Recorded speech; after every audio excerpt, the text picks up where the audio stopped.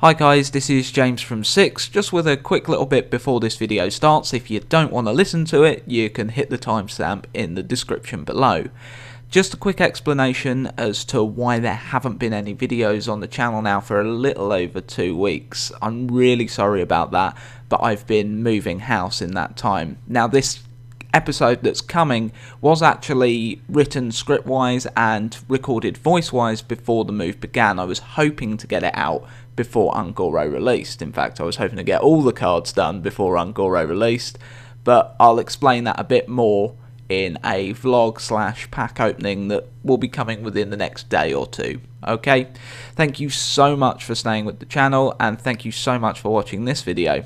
Hello and welcome to Lore of the Cards, the series that looks to find the lore hidden in your Hearthstone deck. More cards have been revealed, so let's take a look at a little bit of lore behind each of them, and let's get to that right now. The Glacial Shard is an ice elemental, a type of water elemental under the leadership of Neptulon, the Tide Hunter. Perhaps Warcraft's best known ice elemental is Ahune. This mighty elemental is a seasonal boss encounter that has a chance to reward a rare Frost Scythe when defeated. The story was that the doomsaying cult, the Twilight's Hammer, was looking to force Ahune into a war with Ragnaros. This would have begun an elemental war on Azeroth, but luckily this plan never came to fruition. Thunder lizards aren't actually found in Ungoro, frequenting less lush, much drier regions such as the plains of the Barrens or the canyon of Thunder Ridge. Well, until Thunder Ridge was flooded, that is. They made their first appearance in the Warcraft games in Warcraft 3 as neutral, aggressive monsters that shot lightning from their mouths. Tauren legend states that some Kodo beasts are bound to the spirits of the skies and storms, and it is from these tales that the Tauren explain the existence of creatures like the Thunder Lizard. How accurate those tales are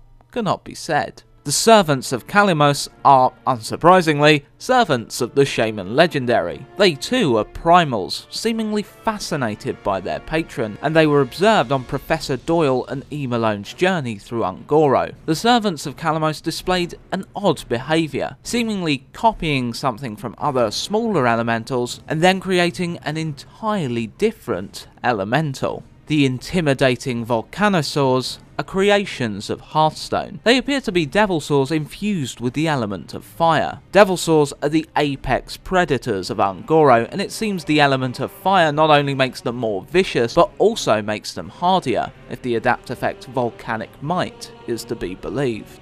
The Gluttonous Ooze is an ooze variety found in Ungoro. In WoW, the ooze is similar in appearance to other oozes, with a humanoid skull embedded within. The Hearthstone card actually better represents what an ooze is though. They are mindless creatures, adapting to and taking on characteristics of the environment in which they find themselves. Given that the Gluttonous Ooze is within a prehistoric environment, it makes sense that dinosaur bones have gotten stuck within its gelatinous form. Oozes are said to have once been elementals, but chaotic powers transformed them into the tortured mess they are now. The Blazecaller is yet another fire elemental connected to the volcano at Ungoro's heart. It's hinted in E. Malone's journal that during his journey with Professor Doyle, one of these giant elementals almost broiled them alive. The Blazecaller isn't in WoW, but as stated last episode with the Firefly, elemental spirits can take on an almost infinite number of shapes and sizes.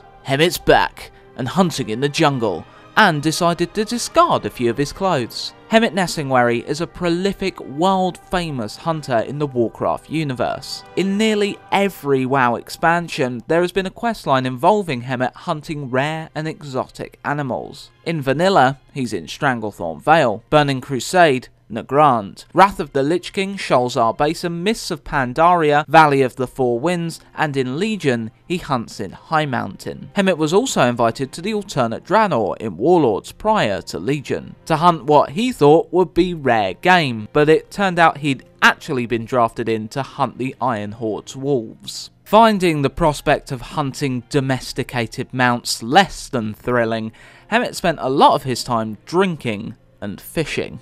Living mana seems to have been added to the game for its interesting mechanic. Treants have been a part of the Druid's arsenal since Warcraft 3, the Keeper of the Grove hero unit summoning them to battle, expending mana to do so. Living mana has a very Druid feel to its art, the treants sprouting from the mana crystals, as if the crystals were seeds, relating back to the Druid's connection with nature. During the first card reveal with Day 9 and Peter Whalen, they mentioned that each class had a certain aspect of Ungoro which would represent them, whether that be the elementals, the plant life, or a type of dinosaur. It seems that the raptor has been chosen to represent the hunter. A good match, as raptors are intelligent, vicious pack predators. Troll hunters also share a special affinity with these dinosaurs. They respect one another's speed, cunning and ferocity. Raptors are the most successful variety of dinosaur, not only found inside Ungoro and other places in Azeroth, but also on the orcish homeworld of Draenor. Some explorers believe birds are descendants of dinosaurs thanks to fossils of feathered raptor arms found by explorers. Perhaps a connection confirmed with the recently added Falcosaurus in Legion. Even raptor young, like the small raptor, are dangerous. They have been known to be able to eviscerate an entire adult cow in less than 10 seconds. There are several varieties of young raptor that can be found in World of Warcraft and can be kept as vanity pets, one of which is in Ungoro. Another hatchling that can be claimed by players is the Razormaw variety. This can be found in a nest near the rare spawning Razormaw matriarch in the wetlands. The crackling Razormaw is perhaps a nod to this raptor variety despite them not being found in Ungoro, and is clearly empowered by the elements. There was recently a dinosaur queen added to World of Warcraft, the Ravasaur Queen Zavra. Ravasaur are a very similar dinosaur breed to raptors and are native to Ungoro. Queen Carnassa, summoned through the Marsh Queen quest,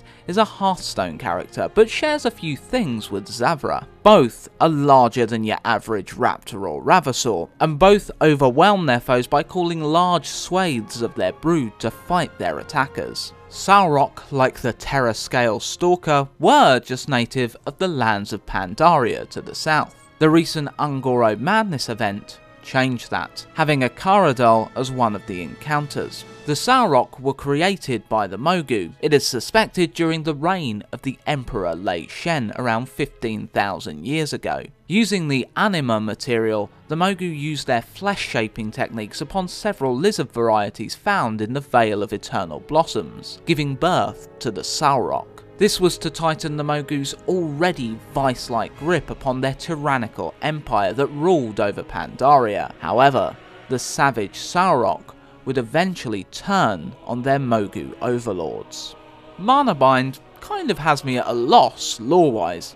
I can't remember ever seeing a creature in Warcraft like this, but it kind of reminds me of Chaos from Sonic Adventure. My guess would be that the creature depicted is a water elemental with Ungoro power crystals embedded within its form. Water elementals have been utilised by mages for a long time, so it makes sense that one could be used to represent a mage spell. Perhaps the power spike given to the elemental with the power crystals is what allows it to aid the mage in using enemy spells against them, though I can't say this with any certainty as the creature's top half seems oddly solid for a water elemental. Funnily enough, in a place as large and strange as Ungoro, you can get lost in the jungle. Though this card does tell us a little more about the behaviour of the Tortolum. They are trying to save the Silverhand recruit. They are clearly friendly and were welcoming to Professor Doyle and E. Malone when they encounter the race. The Stegodon was used as an example during the Day 9 and Peter Whalen stream of a dinosaur which represents a class. Like paladins, Stegodon are noble and look to defend others. These giant herbivores are anything but docile. When provoked, they can be short-tempered, charging at and viciously goring trespassers who either threaten them or their food source. Galvadon is the last Kaleidosaur, a breed introduced in Hearthstone and the beast that Professor Doyle is looking to find in Ungoro. Doyle reasons that Galvadon must exist as anyone who went looking for it has never returned. Solid reasoning there. The crystals upon Galvadon's back give this variety of dinosaur its namesake. When the light passes through the crystals upon the Kaleidosaur's back, it creates beautiful, colourful, constantly shifting images of light, much like a kaleidoscope.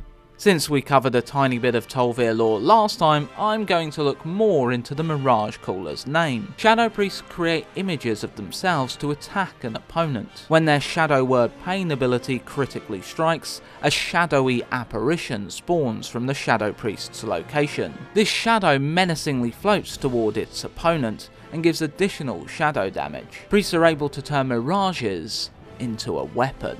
The curious Glimmerroot is a Hearthstone creation.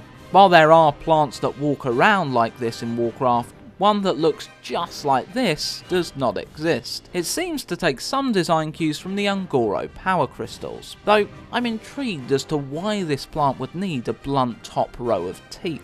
Vile Spine Slayer is yet another Journey to Ungoro plant. Aesthetically, it looks a little like a herb from the Warlords of Draenor expansion, called the Gorgrond Flytrap, located in the area of Gorgrond. It can be used as a material in a couple of potions and in the delicious Gorgrond chowder. The Pterodax are a flying dinosaur variety in WoW. Usually solitary creatures, they use their keen senses to satisfy their desire for fresh meat. While the Pterodax is the weakest variety of dinosaur physically, it is still around the size of a horse, and its agility is unmatched within the dinosaur kingdom. Often the only time Pterodaxes are seen together is during mating season. Corrupting mists can't be found in Ungoro in World of Warcraft. These may be signs of the Emerald Nightmare showing in Ungoro. In the novel Stormrage, the nightmare manifests in the physical realm as mists, and when you look into them, your worst horrors stare back. The Molten Blade bears a similar look to some of the swords players could obtain in the Firelands raid, even though the sword itself is not found in WoW. The final card for this episode is the warrior legendary King Mosh, who has been stomping around Ungoro since World of Warcraft's release. There is no major lore behind Mosh, though he did appear in a volume of the Warcraft manga, in which the Great Devilsaur attacked adventurers who only narrowly escaped with their lives. Before the release of WoW's first expansion, Mosh was considered the toughest non-dungeon mob in the entire game. Mosh is now a rare spawn, and when I recently ran into him, he was level 100. This means his level has been scaled up with expansions, keeping him a terrifying threat wandering the crater for players completing the content at the right level, which is in the 50s. So, there you have it, more Ungoro lore. Please like and share this video, it really helps us out, and brings lore to even more people. If you want to see more of this series, hit the subscribe button. If you enjoyed the art, I've done my best to credit the artists in the description. If you want to keep up with what Six is doing, follow us on Twitter and Facebook.